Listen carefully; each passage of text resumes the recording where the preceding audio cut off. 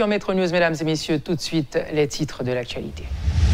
La vie commence à reprendre timidement au niveau de la région métropolitaine de Port-au-Prince, plus de 12 jours après de violentes manifestations antigouvernementales. Le commerce, le transport en commun ont fonctionné au ralenti ce lundi, alors que les écoles sont toujours restées fermées. Le prix de la petite marmite de riz passera de 50 à 35 gourdes dès la semaine prochaine, selon le Premier ministre Jean-Henri Séan, qui annonce que le budget de la primature sera réduit de 30%. Le chef du gouvernement dit espérer que la présidence fera de même.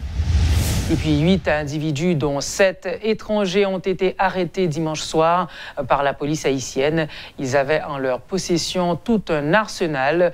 Ils ont été interpellés non loin de la BRH lors d'un check de routine.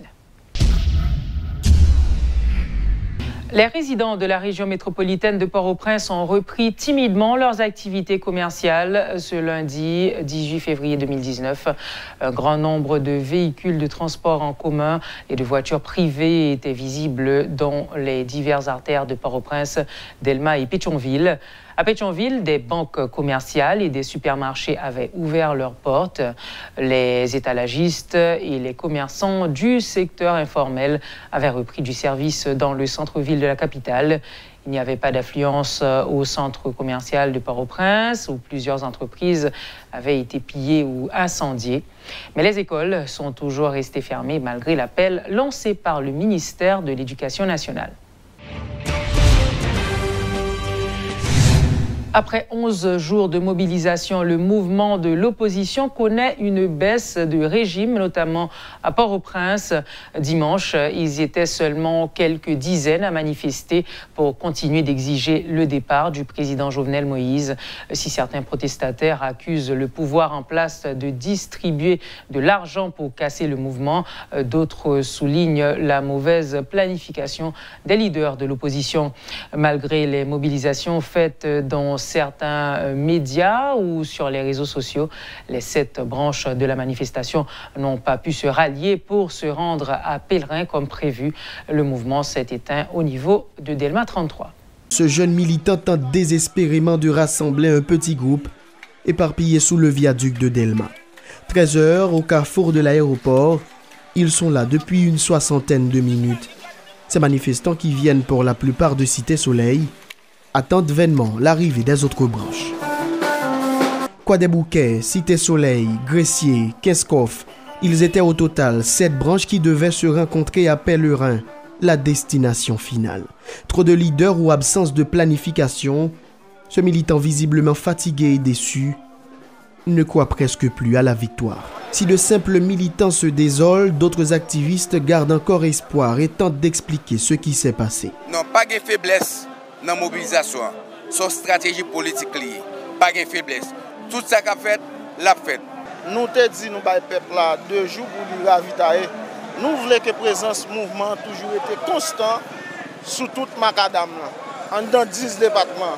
Je dis c'est stratégie n'a fait et n'a privé Pétionville quand même. Regarder là pas qu'on tellement effectif monde, mais que tant un groupe monde qui en dans Pétionville captant nous. Groupe Kafoua a venu, nous avons sorti Kafoua aéroport pour nous faire et Delma 30, Delma 32 pour nous passer par 48 pour nous arriver à Pétionville. Après environ 2 heures d'attente, la manif quitte finalement le carrefour de l'aéroport. Malgré la faible recette constatée, les opposants au régime en place n'en démordent pas. Le président Jovenel Moïse doit partir. Parce que nous faisons adresse à la nation, c'est comme s'il agitait le feu au bout. Adresse à la nation. Nous étions des premiers ministres pays, à savoir Jean-Henri Séan, il était plus à faire un état des lieux de situation sans proposer une alternative. Je dis à nous-mêmes comme peuple haïtien, parce que c'est l'alternative qui a proposé dans le pays, c'est le peuple haïtien. Le peuple est souverain. Ça veut dire, l'objectif nous pas changer, c'est départ Jovenel Moïse. La détermination est là, mais ne s'est pas exprimée en nombre. Face à cette quantité négligeable de manifestants, même la police n'a pas déployé les grands moyens. Arrivé à Delma 33, le découragement était visible sur le visage de ces protestataires qui allaient se disperser suite à des tirs nourris entendus dans la zone.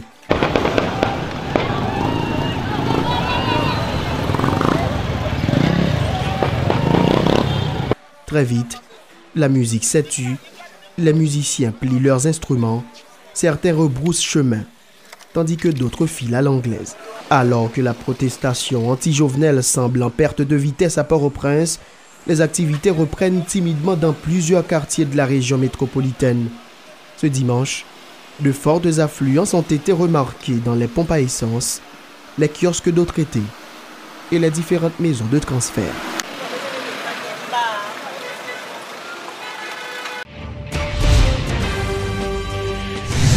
Paralysie totale des activités au Parlement haïtien. Également ce lundi, au Sénat de la République, comme à la Chambre des députés, les employés n'ont pas répondu présent.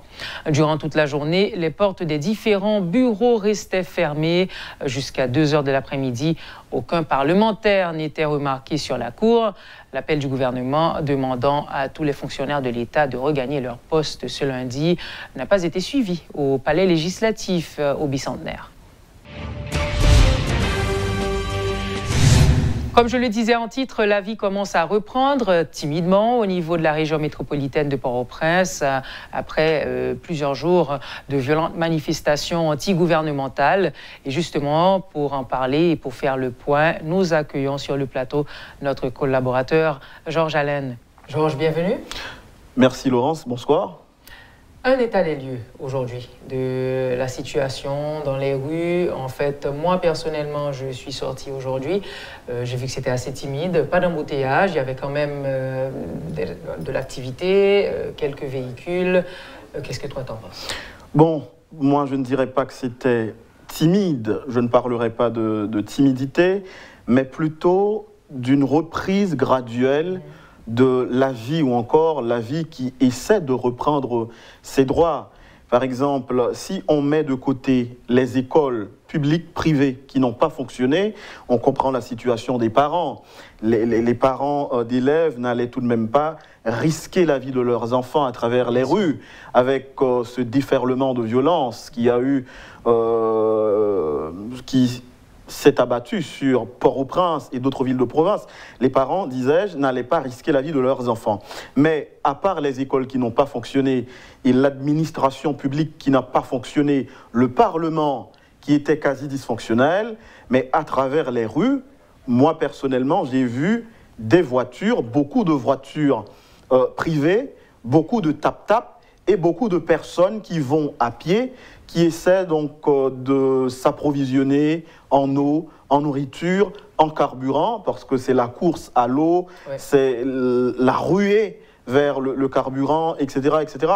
Donc c'est pour dire que ce lundi 18 février, c'est une journée normale, je ne dirais même pas quasiment normale, et avec des gens qui étaient restés chez eux par peur de prendre des risques.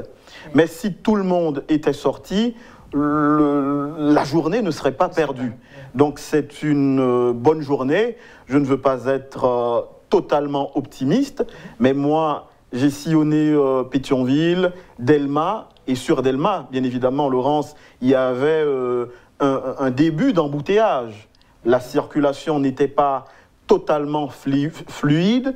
La circulation n'était pas totalement fluide. Il y avait une fluidité assez précaire. Mais la vie a repris, ça, il faut le dire. Est-ce que ça va durer? Je ne sais pas. Mais toutefois, on peut espérer que mardi sera mieux que lundi, si on veut être optimiste. C'est ça. Et justement, on est toujours dans ce flou, personne ne sait, on tâtonne. Et bon, vu la conjoncture, ce qui s'est passé ces derniers jours, et nous avons avec nous l'ancien Premier ministre Evans Paul, qui est en ligne et qui va nous parler justement de cette situation.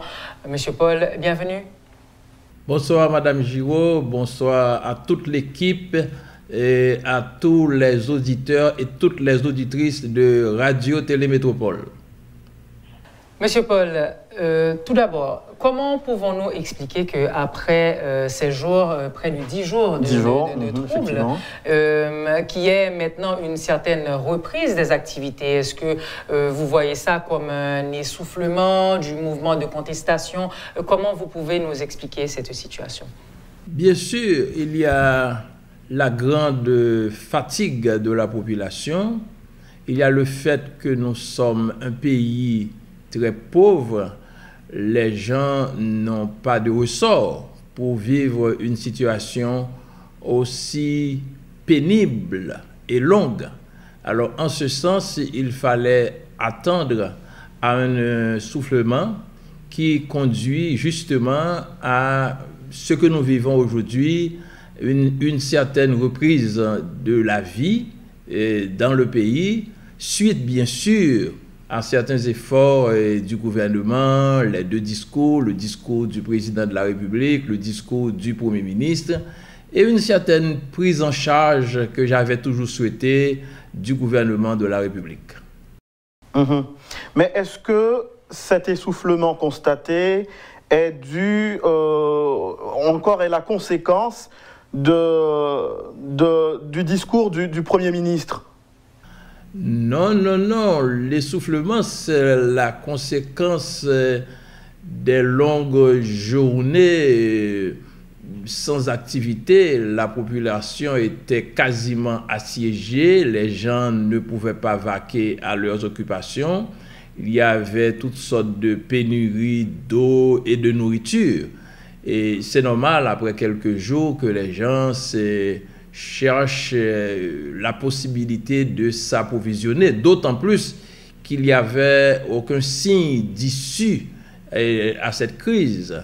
C'est une crise qui est censée mal gérée tant par le pouvoir, tant par l'opposition, en ce qui a trait à la vie de la population, parce qu'il y avait une tendance à oublier le vécu de la population. La plus grande majorité des Haïtiens vit au jour le jour.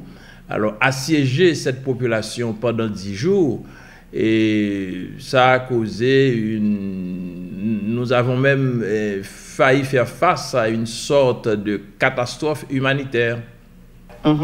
Est-ce que, selon vous, Evans Paul, cette accalmie qu'il y a aujourd'hui est apparente ou est-ce qu'il y a du définitif dans cette reprise de la vie, pour vous citer?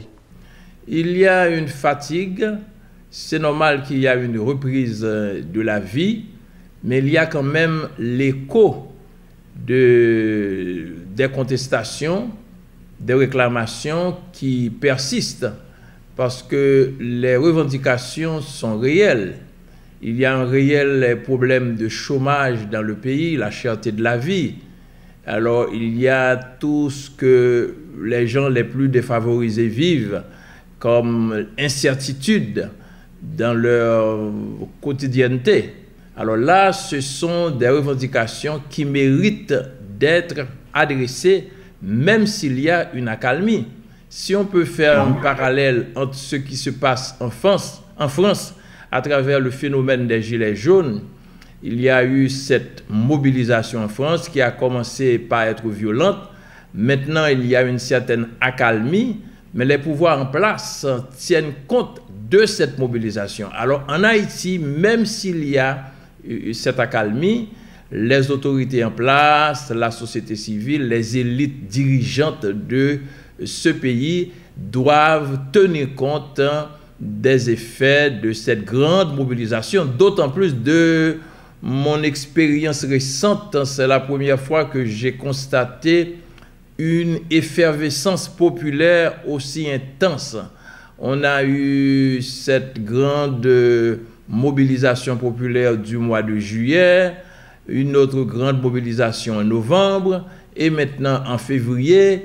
Alors, dans une ambiance aussi intense, il faut vraiment que les gens les plus concernés soient à même de réfléchir afin d'apporter des réponses appropriées aux attentes justifiées de la majorité des Haïtiens.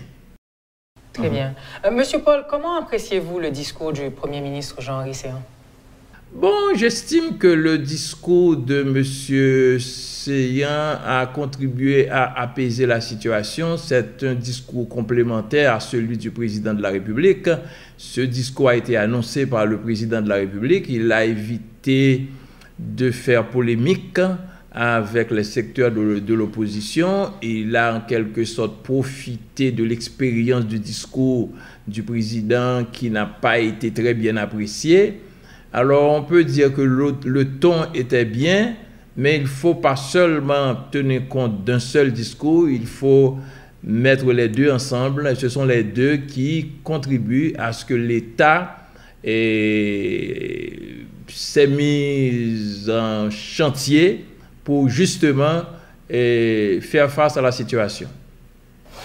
Est-ce que vous croyez véritablement qu'il y ait une possibilité pour le Premier ministre, tout au moins le gouvernement, de réaliser, de concrétiser les 9 mesures annoncées, Evans Paul? Ça, c'est une autre question. Nous sommes dans une société disloquée. On a parlé de pays locs. Moi, j'ai constaté que nous vivons une profonde crise qui est censée en état de pourriture. Alors, l'État n'a pas toujours les moyens de sa politique. Et justement, avant de penser à la concrétisation des mesures, il faut évaluer la capacité de l'État, le renforcement des institutions. Je pense que c'est bien de penser à ces mesures, mais il n'est pas évident que l'État haïtien soit capable d'appliquer ces mesures. Je peux prendre l'exemple de l'annonce de la baisse à 15% du prix du riz. C'est une annonce un peu risquée parce qu'il y a eu des stocks en cours.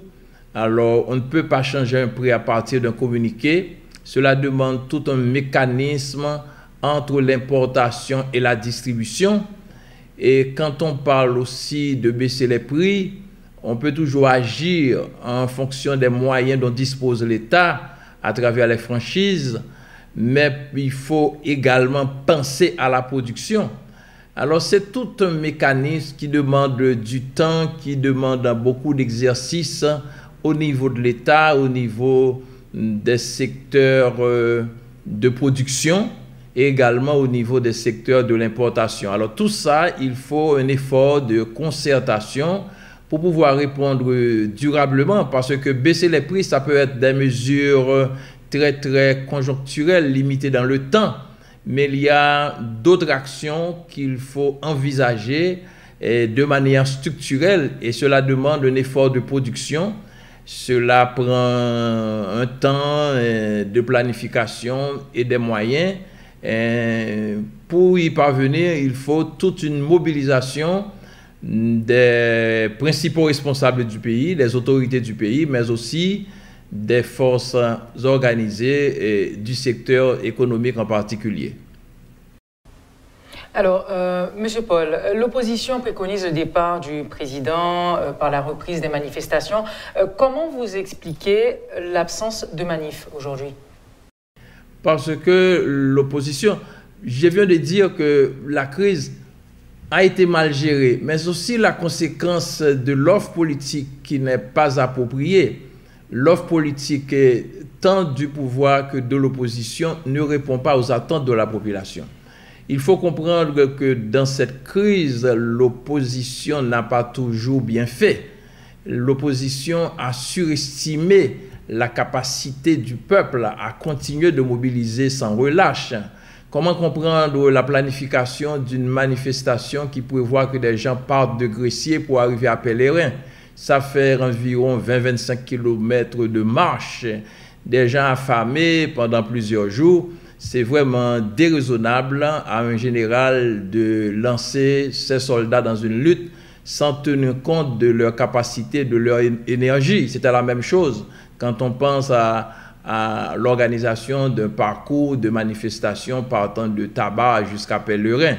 Et il faut aussi considérer le fait que cette opposition a choisi d'éparpiller ses forces en 7 points. Alors tout ça n'a pas aidé à continuer la mobilisation, d'autant plus que c'est une opposition divisée qui n'est pas capable d'offrir une alternative unitaire. Alors tout cela a facilité la tâche au pouvoir. J'avais dit que l'opposition a raté son moment de négociation.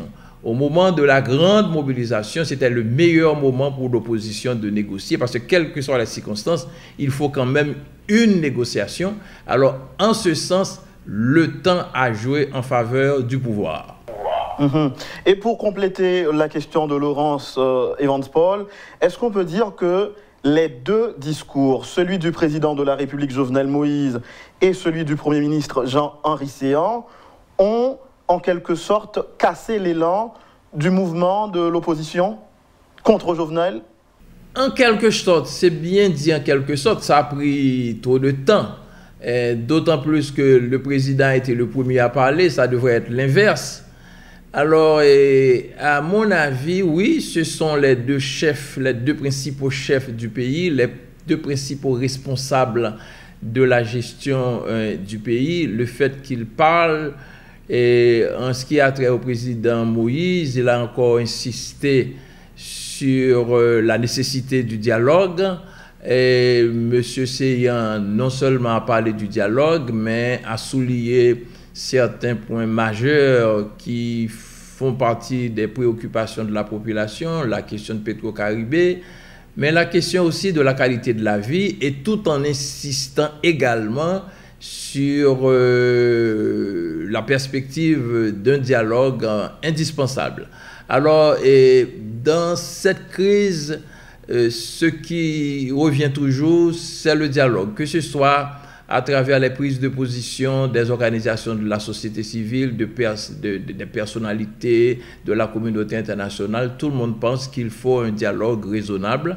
Et on dialogue parce que justement on n'est pas d'accord, et le dialogue doit essentiellement miser sur les préoccupations de la population. Et quand on dit population, il faut privilégier dans ce contexte la situation des gens les plus défavorisés.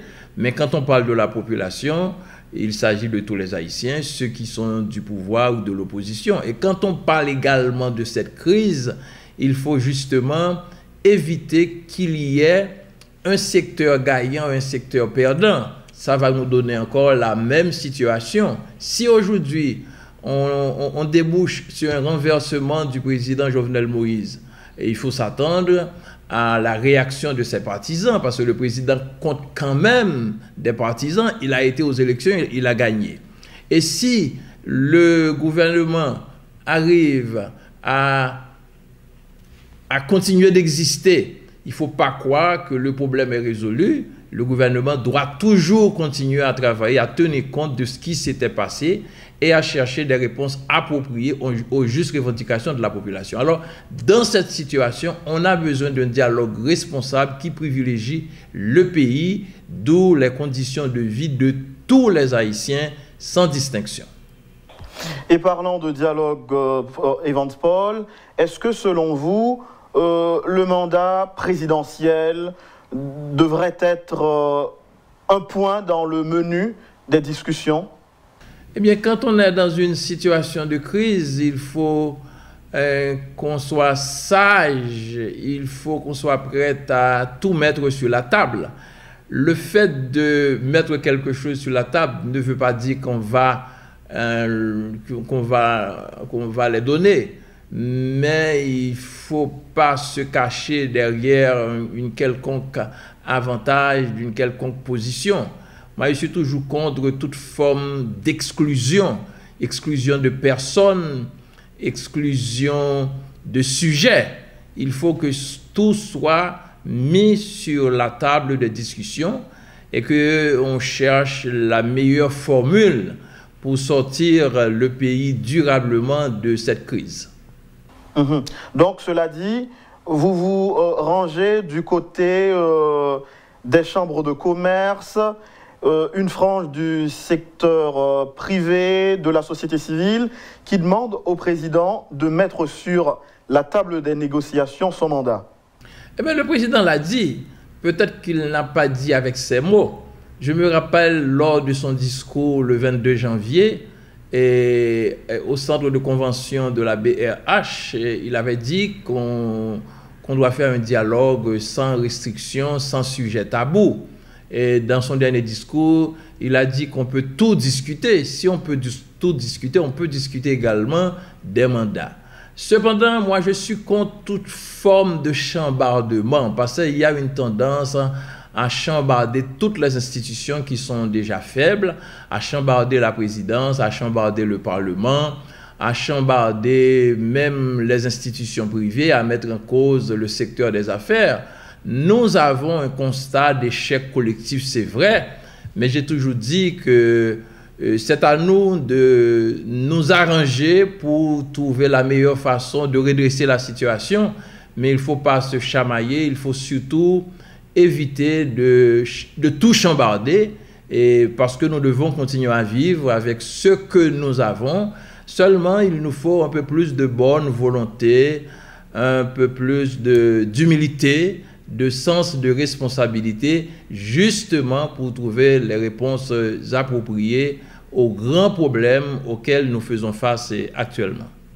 Donc, en clair, Evans Paul, vous êtes pour que le président dépose sur le tapis son mandat présidentiel? Moi, je suis pour une discussion inclusive, sans sujet tabou, comme l'a si bien dit le président. Ce qu'il faut privilégier, ce n'est pas un mandat présidentiel, c'est la situation du pays, c'est la stabilité politique du pays, c'est l'amélioration des conditions de vie de la population. En même temps, je ne suis pas pour la mise en question uniquement d'un mandat présidentiel, parce que si on était clair que la mise en question d'un mandat présidentiel pouvait régler l'affaire, eh bien je serais tout de suite d'accord.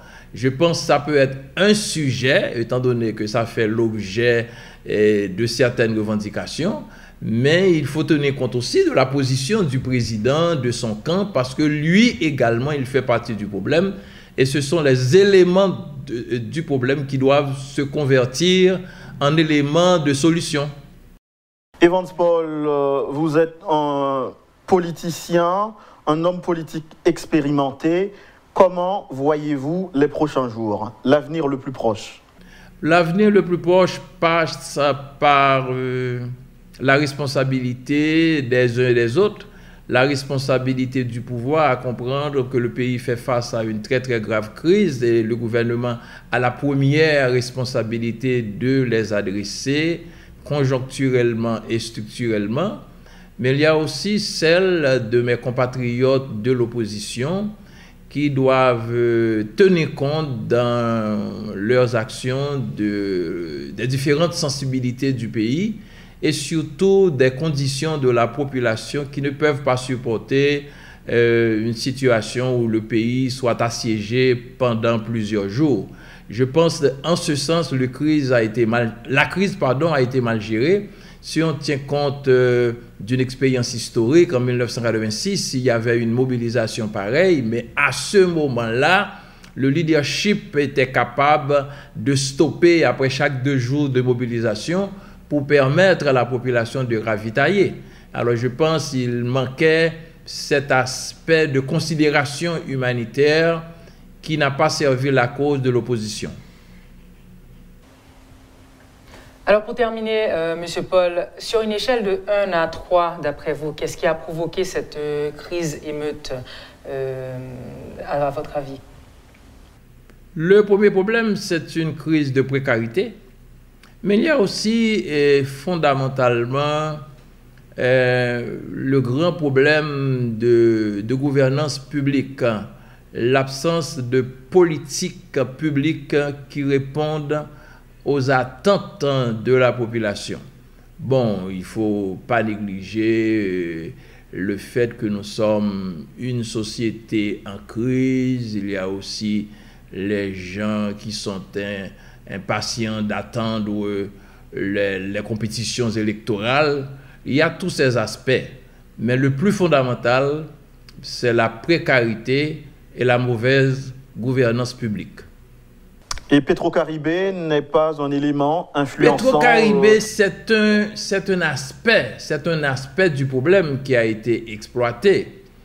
Et dans Petrocaribé, il y a aussi une situation de controverse. Le fait que Petrocaribé est tantôt utilisé comme un outil de lutte pour le pouvoir et tantôt comme un outil de lutte contre la corruption, alors ça a affaibli l'impact de Petro-Caribé dans la perspective de redressement de la situation en ce qui a trait à la lutte contre la corruption.